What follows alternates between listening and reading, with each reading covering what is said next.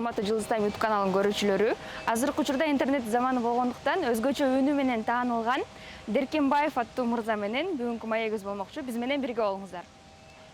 Саламатсызбы, кандайсыз? Саламатсыздарбы? Жакшы, рахмат. Өзүңүздөр кандайсыздар? Жакшы. Ден соолуктарыңыз жакшыбы? Баары жакшы, баары сонун. Чыгармачылыгыңыз?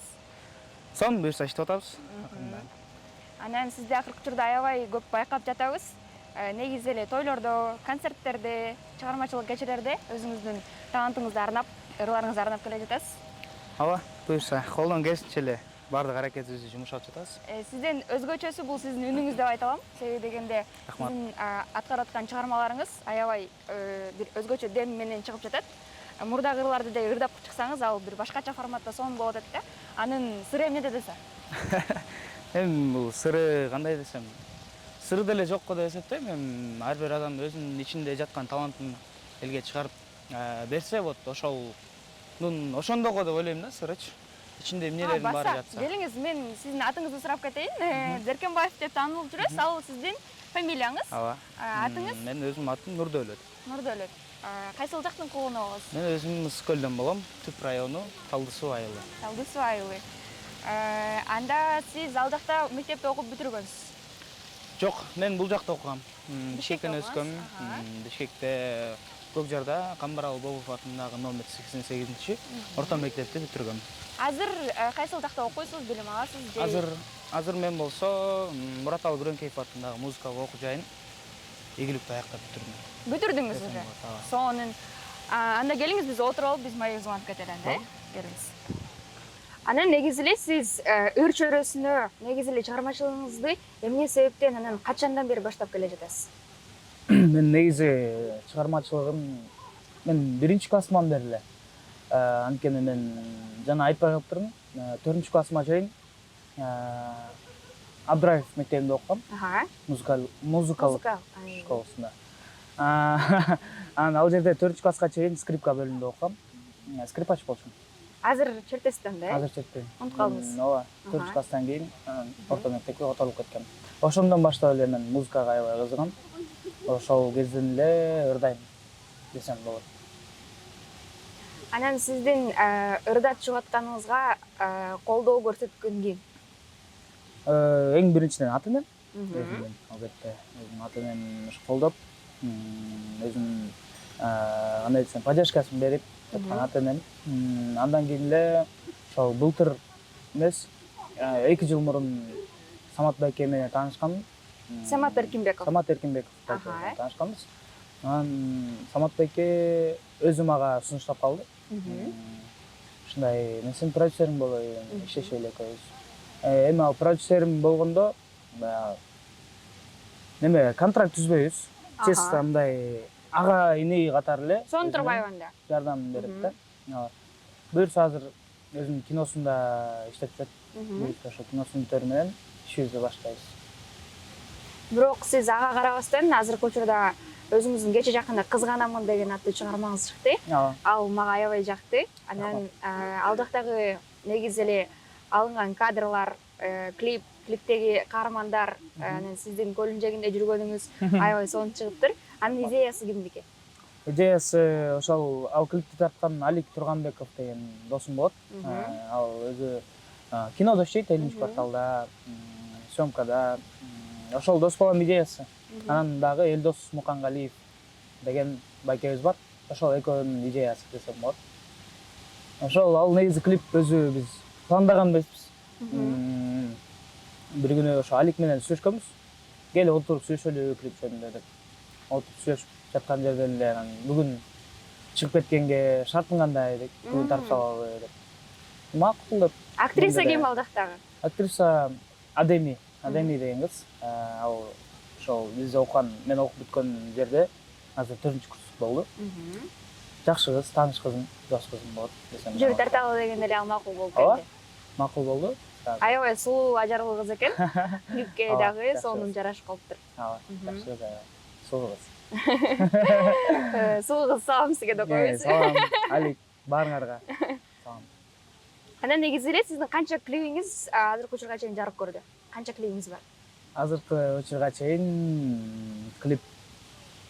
мен клип Так, экилик клип бар. Аха. Экилик клип бар. Калганы Бул башталышы гана. Ооба, башталышы гана буюрса. Ушул жылы көптөгөн пландарыбыз бар. Мгм. Буюрса, ошонун баарын ишке ашырабыз. Негизи канча чыгарманы аткарып жүрөсүз? Канча чыгармалар бар сиздин аткарууңузда? Кайсы чыгармалар? Менин аткарымда так, ушул жылдын башында эле Кубаныч Баркалбасов агабыз бир ырдын сунуштады эле. Ошол ырын мен сурап, ошол мага белек катары берген. Ошол ырды ырдап чыккан сүйгөнүм үчүн деген. Ал ырга клип да тартканбыз. Менин YouTube каналымдан көрсөңүздөр болот. Негизи башынан мен канча азыр аткарып жүрөм өзүм деле билбейт экенмин. 5-6 ырым бар го дейм YouTube'да. Эң өзгөчөсү сизге жакканы, жүрөгүңүзгө жакыны кайсы чыгарма? Так, мага эң жакканы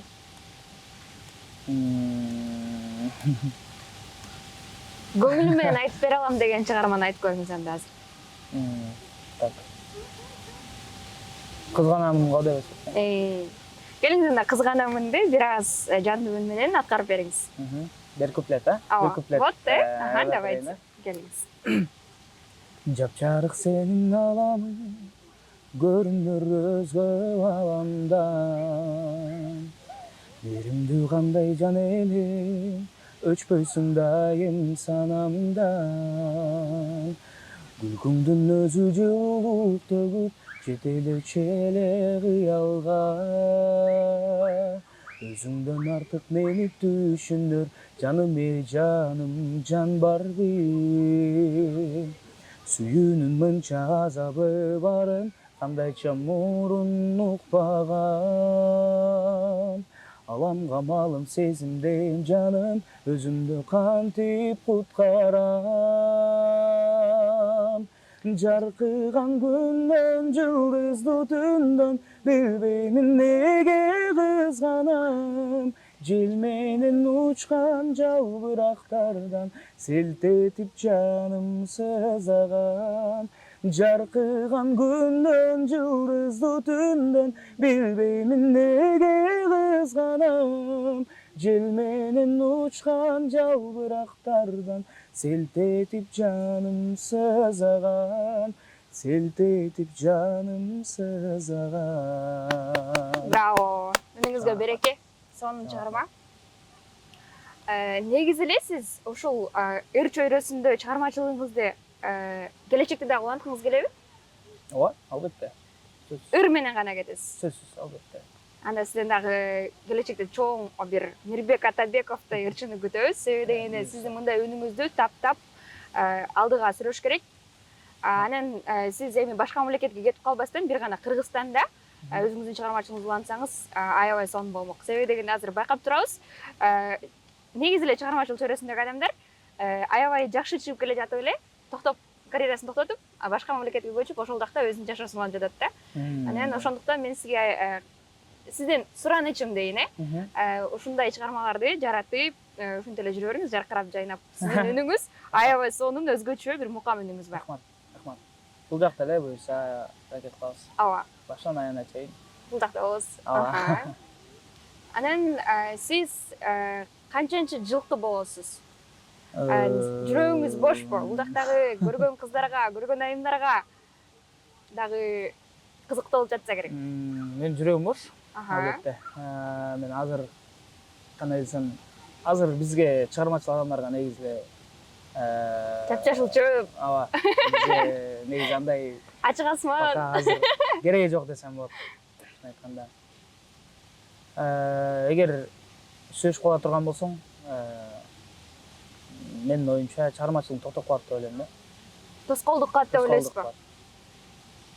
Анысын дагы эки тараптан карап көрүш керек экен, Келиңиз анда биздин суроолорубузга өтөлүк. Бул кутучада 3 суроо бар. Бул 3 суроодо бирөөсү логикалык суроо болуп калышы мүмкүн. Анан экөөсү сиздин чыгармачылыгыңыз жөнүндө болобу, ушундай болот да. Алып көрсөңүз мен окуп берейин, Давайте. Кудайым-ай, кандай суроо болду экен?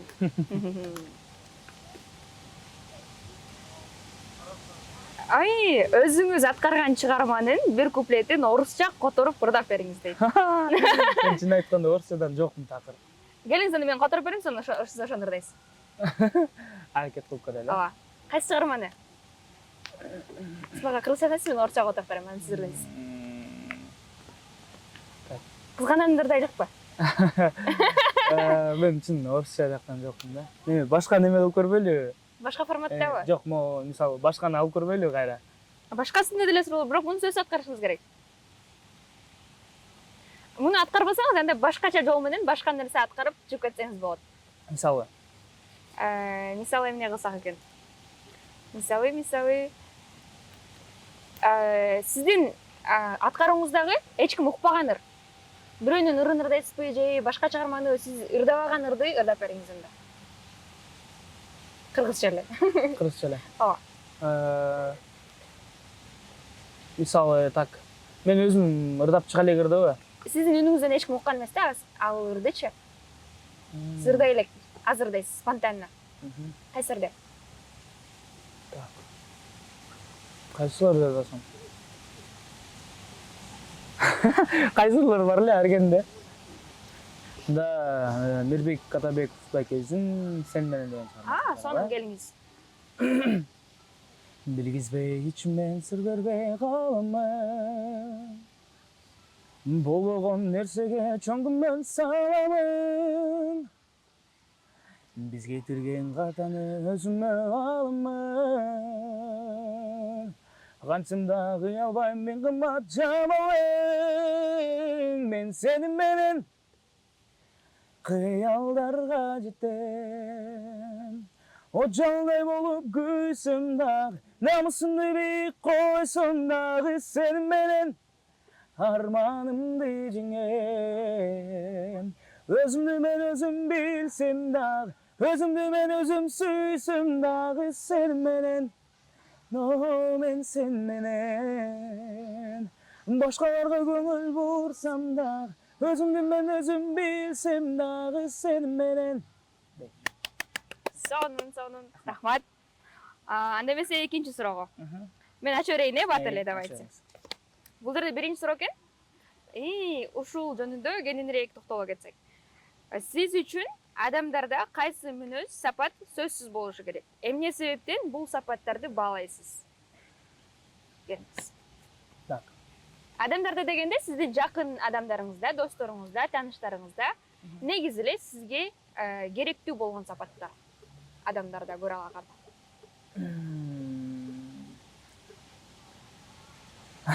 Ушундай жерден катыйм да.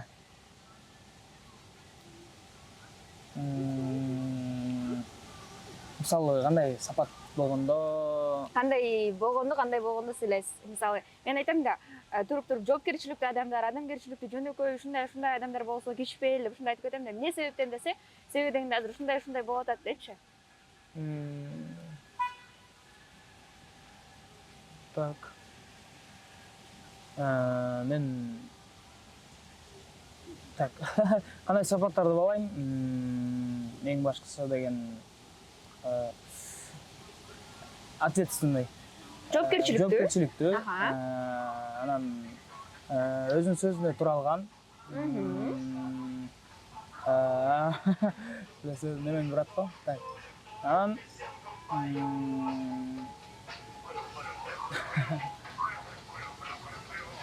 эң башкысы ушулар эле го дейм.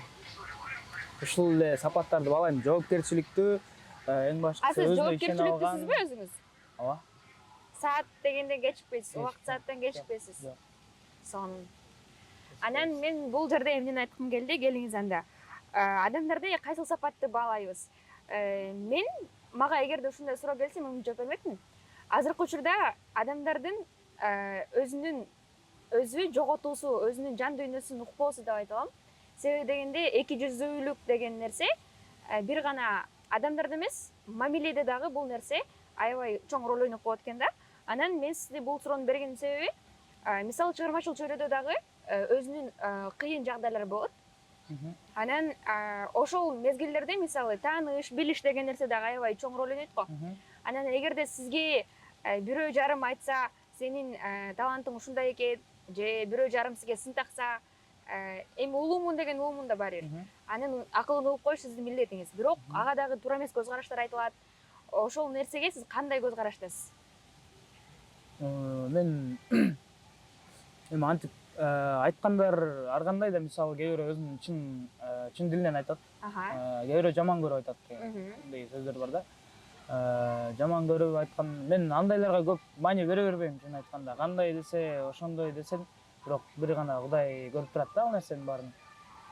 Ошол мен эч көп башымды оорута бербейм, мындай негативтерге башымды оорута бербейм.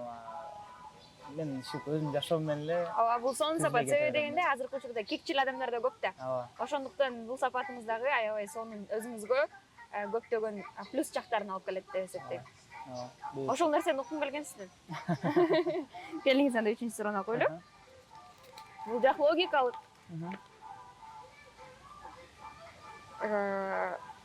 Кайсы суроого ооба деп жооп берүүгө болбойт? Кайсы суроого? Кайсы суроого ооба деп жооп берүүгө болбойт? Досуңуздан жардам сурасак болот. Кайсыга? Кайсы суроого ооба деп жооп берсе болот? Так. Кайсы суроого ооба деп? Өзүңүздүн оюңузду айта бергин. Бул да логикалык, ар кандай форматта болуп кетиши мүмкүн. Кайсы суроого ооба деп жооп берсе болбойт, Ооба.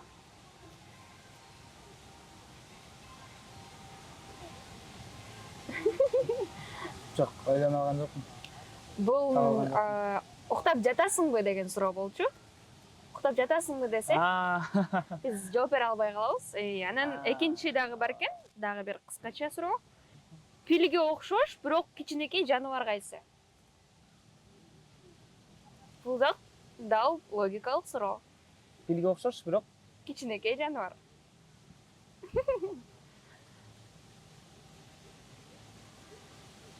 Пилге окшош, бирок кичинекей жаныбар. Ал пилге окшош эмес да.